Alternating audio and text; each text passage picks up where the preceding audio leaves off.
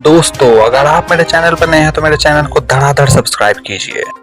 जम्मू कश्मीर में लगातार target killing के बीच प्रशासन ने बड़ा फैसला लिया है। हिंदू सरकारी अधिकारियों का ट्रांसफर करने का फैसला लिया गया है। जो भी कर्मचारी दूर दराज इलाकों में काम कर रहे उन्हें कश्मीर के जिला मुख्यालय लाने की तैयारी है। उप राज्यपाल मनोज सिन्हा ने एक अहम बैठक की थी जिसमें घाटी में लगातार हो रहे टारगेट किलिंग पर चर्चा की। उसी चर्चा के बाद फैसला हो कि उन तमाम हिंदू कर्मचारियों का तबादला किया जाएगा जो वर्तमान में दूर दराज के इलाकों में काम कर रहे हैं। उनकी सुरक्षा को ध्यान में रखते प्रशासन सभी का जिला मुख्यालय में ट्रांसफर करेगा। मीटिंग में यह भी फैसला हुआ कि तमाम कर्मचारियों को सुरक्षित आवास देने की जिम्मेदारी प्रशासन की रहने वाली है। ऐसे में उनका ट्रांसफर ही नहीं बल्कि सुरक्षित आवास की गारंटी भी दी जाएगी। यह फैसला उस समय लिया गया जब कश्मीर में टारगेट किलिंग का सिलसिला बढ़ चुका है। पिछले कुछ दिनों से आतंकी लगातार कश्मीरी पंडितों को अपना निशाना बना रहे हैं। सरकारी अधिकारी राहुल भट्ट की हत्या से दौर शुरू हुआ जो अभी तक थमा नहीं है। ऐसे में घाटी में कश्मीरी पंडितों द्वारा लगातार विरोध प्रदर्शन किया जा रहा है और मांग की जा रही है कि उनका जम्मू में ट्रांसफर किया जाए। अब उसी मांग के बीच प्रशासन ने कश्मीर में काम कर सरकारी हिंदू कर्मचारी को ये राहत है, लेकिन इस फैसले से हिंदू कर्मचारी संतुष्ट नहीं है। उनकी माने तो अभी उन्हें सिर्फ जम्मू में अपना ट्रांसफर चाहिए। वे घाटी में काम नहीं करना चाहते। वे मोदी सरकार पर भी उनकी मांगों पर ध्यान न देने का आरोप लगा रहे हैं, लेकिन सरकार लगातार आश्वासन दे रही है कि कश्मीरी पंडितों की सुरक्षा का पूरा ख्याल रखा जाएगा। हिंदू कर्मचारियों को ट्रांसफर वाले फैसले को भी इसी दिशा में उठाए गए कदम बताया जा रहा है। प्रशासन ने यह फैसला इस वजह से भी लिया क्योंकि घाटी में कश्मीरी पंडितों पर हमले बढ़ गए हैं। राहुल भट्ट के अलावा टीचर रजनी बाला की भी हत्या की गई। सरपंच और मजदूरों को भी आतंकी अपनी गोली का निशाना बना रहे हैं। पूरी कोशिश की जा रही कि घाटी का माहौल खराब किया जाए, लेकिन ऑपरेशन ऑल आउट के जरिए आतंकियों को लगातार मुंह तोड़ जवाब मिल रहा है। इस साल मई महीने तक ही कई आतंकियों को मौत के घाट उतार दिया गया है।